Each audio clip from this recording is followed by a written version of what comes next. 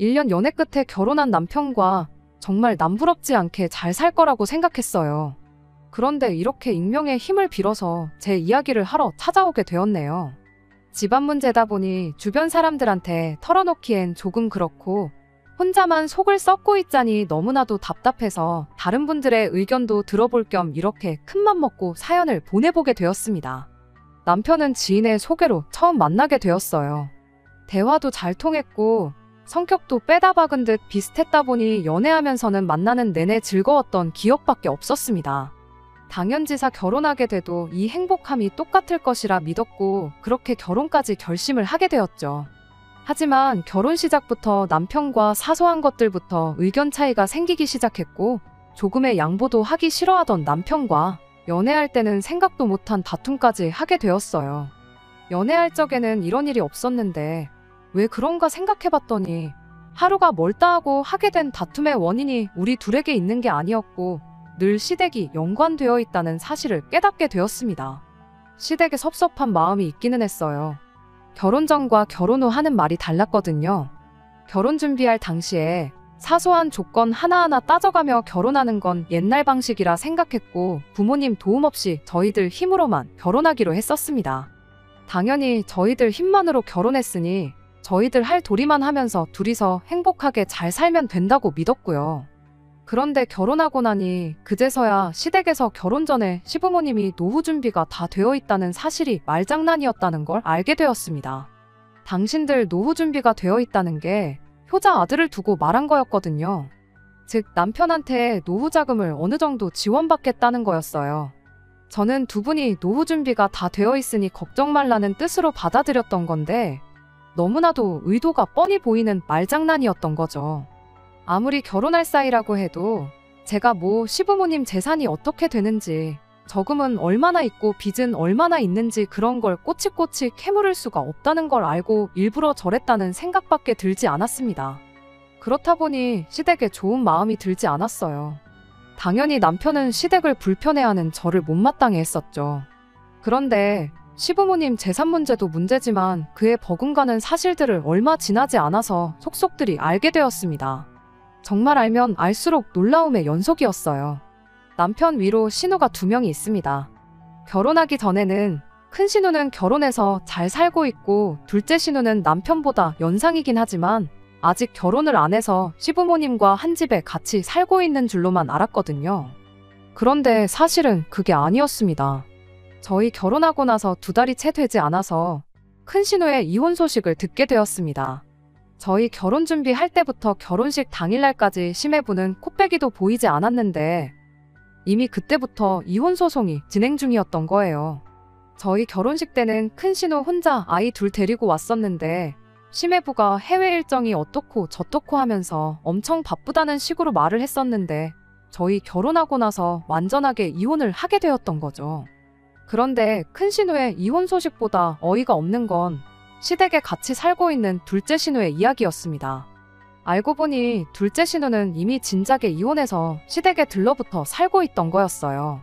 대체 어떤 결혼 생활을 했길래 온 가족이 이혼을 하게 된 건가 싶었지만 신우의 삶은 신우의 삶이고 저희들 삶은 저희들 삶이니 그게 우리의 결혼 생활에 문제가 되거나 그 어떤 영향을 줄 거라고는 생각조차 하지 않았습니다.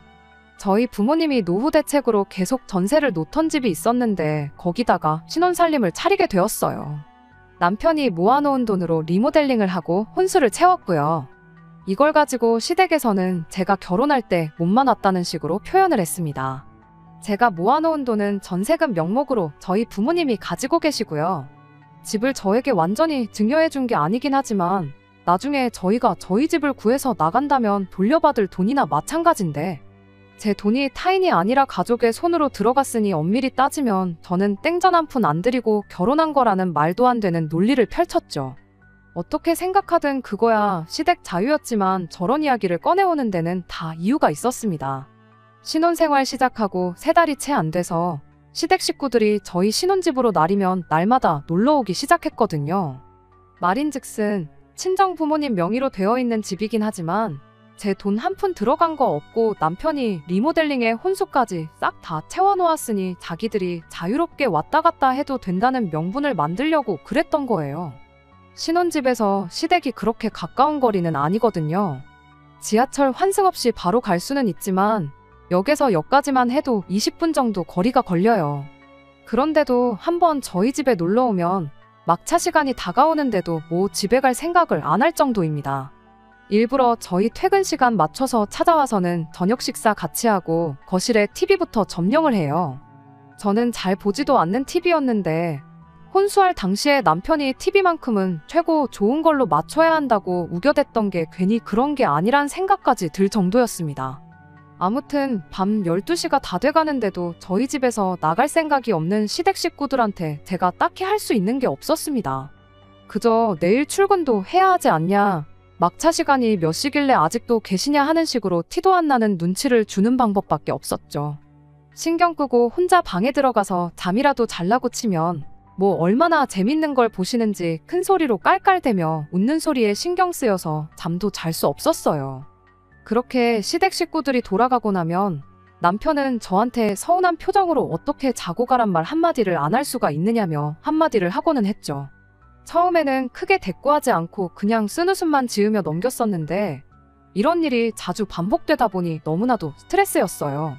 아무리 시댁 식구들이 TV 앞에 죽치고 앉아서 저랑 말 한마디 섞지 않는다고 해도 집에 손님이 와 있는데 힘들게 일하고 와서 쉬고 싶은데 쉬는 느낌도 들지 않고 한 달에 한두 번 오는 거면 말을 않겠는데 지들 내킬 때마다 평일이고 주말이고 가리지 않고 쳐들어오는 게 이 집이 내 집인가? 시부모님 집인가 싶은 기분만 들었어요. 남편은 제가 힘들어하는 건 안중에도 없는지 주무시고 가라는 말 한마디 안 했다고 계속 불평을 해댔고 결국엔 그게 시작이 돼서 다툼을 하게 되었습니다. 남편은 이제 한 가족인데 가족을 불편해하는 사람이 어딨냐며 어이없어 했어요. 오히려 자기 가족들이 제 눈치를 얼마나 보는지나 알고 있느냐며 시아버지가 큰 시눈에 애들 둘 봐주면서 집에 혼자 계시고 시누들이랑 시어머니만 오고 있는 거 모르냐며 엄청 큰 배려라도 해주고 있는 것 마냥 말을 하더라고요. 제가 막말로 친정부모님이 그렇게 매일같이 찾아오셔도 당신 똑같이 그렇게 말할 수 있겠냐 했더니 당당하게 자기는 저처럼 절대 불편해하지 않을 것이며 주무시고 가신다고 하면 안방까지 내어드릴 용의가 있다고 말을 하더라고요. 안방 이야기도 어이가 없었어요. 말인즉슨 시어머니한테 주무시고 가시라 한마디 하면 당연히 안방도 내어드려야 한다는 소리로밖에 해석할 수 없었으니까요. 마음 같아서는 진짜 친정부모님한테 매일같이 저희 집에 좀 와주시라 부탁하고 싶었어요. 하지만 부부 사이의 문제를 저희 부모님을 개입시키면서까지 크게 만들고 싶지 않았기에 그렇게까진 하지 않았습니다. 대신에 저도 이왕 말 나온 김에 제가 그동안 하고 싶었던 말을 전부 다 꺼냈습니다. 시댁 식구들이 찾아오는 게 문제라고 하는 말은 아니라고요. 다만 제가 허용할 수 있는 범위는 한 달에 한두 번 정도, 그것도 그냥 같이 저녁 식사하는 정도까지만 이라고 했어요. 힘들게 일하고 와서 집에서 쉬는 기분도 안 들고 당신한테야 한 식구지 나한테는 시댁 식구라고, 우리 결혼한 지 이제 반년도 안 지났다. 반년 전까지만 해도 평생 남으로 살던 사람들인데 그런 내 상황도 이해해주면 좋겠다고 말했습니다.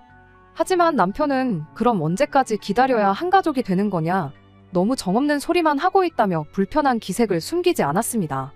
그래도 시댁에 이러한 상황을 전하기는 했는지 그날로부터 일주일 내내 시댁 식구들이 찾아오는 일은 없었어요.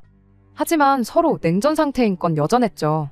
서로 아무 일도 없는 척 대화도 나누고 평소처럼 생활하기는 했지만 저는 저대로, 남편은 남편대로 서로가 서로에게 불만이 가득한 상황이었어요. 하지만 시댁 식구들 찾아오는 거 하나 없어졌을 뿐인데 제 컨디션은 더할 나위 없이 좋았습니다. 남편과의 악감정도 언젠간 풀리겠거니 하고 그날만 기다리고 있었어요. 그런데 며칠이 지나서 남편이 저한테 웬일로 먼저 말을 걸어오더라고요. 하지만 전혀 좋은 이야기는 아니었습니다. 자기가 곰곰이 생각해봤는데 겨우 한 달에 한두 번 저녁 식사만 하고 가시라고 하는 건 너무 정이 없는 것 같다고 말을 꺼내더니 평일에 퇴근해서 지친 몸 쉬는 게 쉬는 것 같지가 않은 게 문제인 거면 주말 이틀 동안 와 계시는 건 아무런 문제가 없는 거 아니냐는 어이없는 이야기를 꺼내더라고요. 주말 이틀이라고 콕 집어서 말한 거 보면 시댁 식구들 작업 가게 해달라는 소리나 마찬가지였고요. 주말 되면 우리는 밖에 놀러 나가 있으면 되는 거 아니냐, 그럼 피차 서로 불편할 것도 없는 게 아니냐고 하는데 어이가 없었습니다. 하도 어이없는 소리를 하길래 빈집에 남이 와 있는 건 더 싫다고 대놓고 거절했어요. 그리고 그렇게까지 당신 가족들이 우리 집에 와서 지내야 하는 이유가 대체 뭐냐고 대놓고 물어봤어요. 대체 어떤 이유 때문에 내 집을 강제로 빈집을 만들어가면서까지 당신 가족들을 신혼집에 들이는 이유가 뭐냐고요. 남편은 그 와중에 또 한 식구 타령을 하면서 자기 가족들을 남이라고 지칭한 걸 서운하다고 따지고 들더라고요. 말 돌리지 말고 묻는 말에나 대답하라고 단호하게 한마디 해버렸죠. 그리고 그제서야 남편이 시댁 식구들이 처한 상황이 딱하다며 진짜 이유를 말해주더군요. 작은 누나 이혼하고 시부모님이랑 셋이 살 적에는 문제가 없었는데 큰 누나 이혼하고 나서 애 둘까지 데리고 오니 안 그래도 시댁이 집도 비좁은데 전쟁통이 따로 없게 되었다고요. 그 와중에 얼마 전 시댁 윗집에 새로 젊은 부부가 이사를 왔는데 그 집이 매일같이 잔치라도 여는 건지 층간소음도 엄청나게 내고 있는 상황이랍니다. 안 그래도 집도 비좁고 정신없는데 윗집에서는 시끄럽게 굴지 다들 힘들어해서 가족들끼리도 사이가 나빠지고 있는 상황이라고요. 12평 빌라에 5식구 사는 것만 해도 말이 안 되지 않냐. 그에 비해 우리 집은 둘이서 사는데 32평이지 않느냐. 놀리고 있는 공간도 많은데 가족들 힘들게 고생하는 걸 두고 보느니 그냥 우리 집에서 시간이나 보내고 가라고 하면 서로 좋은 거 아니냐고. 뻔뻔하게도 제가 전에 했던 말을 그대로 인용해서 장인 장모님이 똑같은 일로 고생을 하고 있다고 하면 너는 그 불편한 삶을 감수하라고 말할 수 있느냐고 하면서 따지고 들면서 저보고 너라면 어떻게 하겠냐고 더 좋은 방법이 있으면 말해보라고 하는 겁니다. 그러니까 지금 자기 가족들이 불편한 건 싫으니 나보고 불편함을 감내하라고 하는 소리냐고 따져 물었어요. 층간소음이야 경찰을 부르던 해서 이웃끼리 해결하면 될 일이고 식구가 갑자기 늘어서 집이 비좁아졌으면 큰 신우랑 신우가 나가 살면 되는 거 아니겠냐고 했죠. 애도 아니고 다 큰 어른인데 이혼했다고 부모님하고 꼭 같이 살아야 하는 건 아니지 않냐고요. 결혼했을 때 전업주부로 살았다고 해서 이혼하고도 전업주부로 살아야 되는 건 아니지 않느냐고. 어차피 먹고 살려면 돈이 필요할 텐데 이참에 신우들도 직장 좀 구해서 사랑구실 하게 만들면 되는 거 아니냐고 했더니 남편은 트집 잡을 게 없었는지 지 누나들 사랑구실 못하고 있다는 말을 트집 잡으며 누나들이 이혼당했다고 무시하는 거냐 성질을 부리네요. 그래서 저도 특단의 조치를 내렸어요. 고작 그런 이유로 당신 가족들이 우리 집에서 시간을 보내고 잠만 집에 가서 자게 하는 거라면 더더욱이 그렇게 하게 해줄 이유가 없는 것 같다고요. 한 달에 2-3번도 이젠 싫다고. 앞으로 시댁 식구들이 우리 집 와서 시간을 보내거나 한다면 당장 이 집은 부모님께 반납하겠다고요. 당신이 이 집 리모델링 해준 비용은 친정 부모님한테 그대로 쳐서 돌려주라고 말하겠다. 혼수로 사온 거 중고로 정리한 뒤에 차액 나오는 것도 전부 계산해주겠다고 했죠. 그리고 그 돈하고 우리 부모님이 가지고 계신 내 돈 받아다가 12평짜리 빌라 전세든 뭐든 적당한 집 구해서 신혼집 새로 차리자고 했죠. 넓은 집에서 좁은 집으로 가기는 싫었는지 열변을 토하던 남편이 그 말에는 대답도 못하고 꼼짝 않고 가만히 있더라고요. 그렇게 상황은 일단락되었고요. 그렇게 한 달이 지난 상황인데 저도 워낙 강경하게 나가서 그런가 그 이후로는 진짜 시댁 식구들이 코빼기도 비추지 않고 있어요. 상황만 보면 전과 비교해서 더할 나위 없이 좋은 상황이지만 남편과는 아직도 냉전 중인 상황입니다. 사연 시작할 때 적었던 것처럼 남편과 제 문제로 부부싸움을 한 거라면 이렇게 제 이야기까지 적어보낼 일도 없었을 거예요. 그냥 남들처럼 평범하게 둘이서 행복하게 잘 살고 싶을 뿐인데 차라리 결혼 전에 이렇게 될 걸 미리 말이라도 해주지 이런 상황 한마디도 안 해준 게 괜히 원망스럽기만 하네요. 남편도 저도 너무 극단적인 방법만 이야기하는 것 같아 혹시나 좋은 의견이 있을지 싶어 한번 사연 보내봤습니다. 매번 시댁 식구들 때문에 같은 문제로 마음 상하는 이 상황이 그냥 너무 힘들기만 하네요. 오랜만이네요. 제가 제 이야기를 사연으로까지 보내다 못해 이렇게 후기까지 보내게 되는 날이 올 줄은 생각도 못했습니다. 결론부터 말씀드리자면 결국 남편과는 이혼을 하게 되었습니다. 가족들 생각에 잠도 제대로 못 이룬다던 남편을 보니 내 남편으로 데리고 사는 것보다 가족들 품에 돌려주는 게 100배 1000배 낫겠다는 생각이 들었거든요. 막상 이혼하자고 하니 가족들하고 연까지 끊겠다고 나오는데 그럴 거면 애초에 처음부터 그 고생을 시켰는지 싶어요. 제 사연에서 말했듯이 남편한테 제가 시댁 식구들이 한 번만 더 찾아오면 집 부모님께 돌려드리겠다고 선언한 뒤로는 시댁 식구들이 찾아오는 일은 없었어요. 다만 남편과 감정의 고른 날이 갈수록 깊어져만 갔지요. 그래도 한 집에서 한 이불 덮고 같이 사는 사이인데 언제까지 이렇게 지내야 하나 싶어서 제가 먼저 마음의 문을 열고 남편과 대화를 시도해봤습니다. 다만 시댁 식구들 관련해서는 한치도 양보할 생각은 없었어요. 신우들한테까지야 제가 잘할 필요는 없지만 시부모님한테까지 모질게 굴 필요는 없겠다고 생각했죠. 그래서 남편한테 신우들은 물론 시조카들은 안 되지만 시부모님이 가끔 오셔서 같이 시간 보내고 쉬다 가시는 건 괜찮다고 먼저 말을 꺼냈습니다. 막차 시간까지는 아니더라도 저녁 식사하고 같이 드라마 한 편 정도는 볼 수 있다고요. 주말에는 집이 비어있을지라도 오시고 싶으면 오셔도 되고 이따금씩 같이 외식도 다니고 하자고 말을 꺼냈는데 제가 너무 한 번에 많은 걸 허락해 준 건지 남편이 혼자 확대 해석해서 신우들은 안 되지만 시부모님만큼은 내가 감내를 하겠다고 받아들였나 보더라고요. 그렇게 시부모님하고 몇 번 시간을 보내고 나서는 며칠 지나지 않아서 자기한테 좋은 생각이 있다면서 시부모님을 모시고 살자는 제안을 해왔습니다.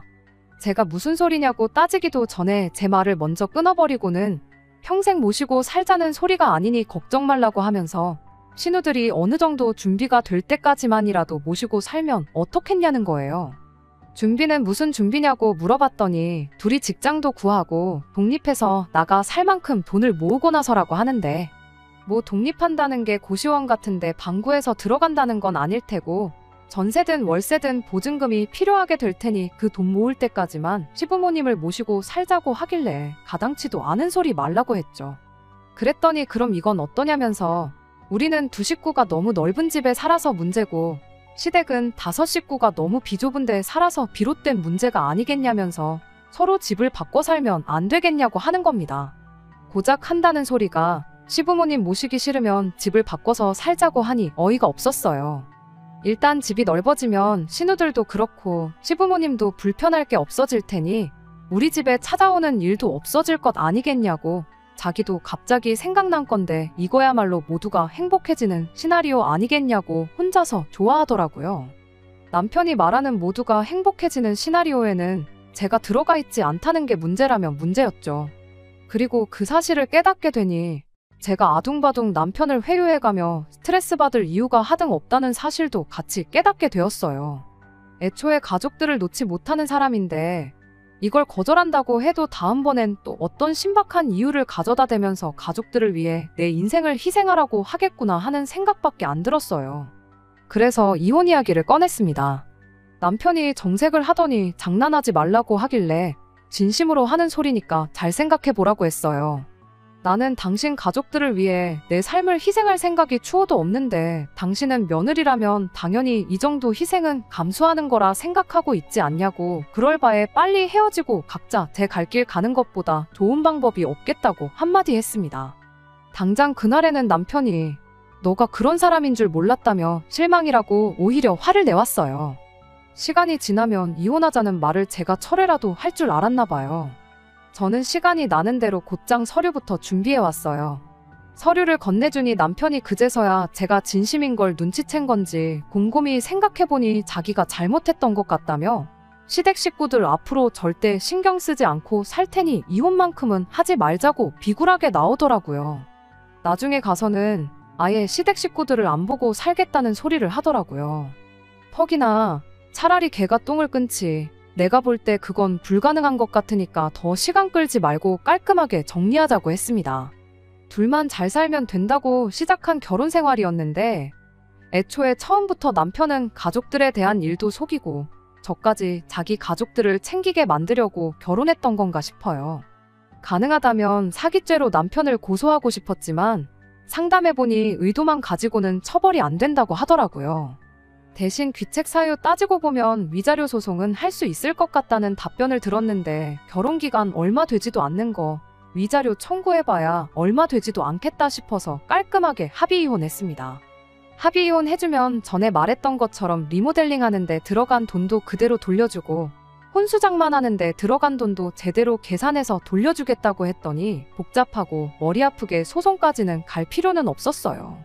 얼마 전에 완전히 이혼 마무리 짓고 이렇게 후기를 보내게 되었네요.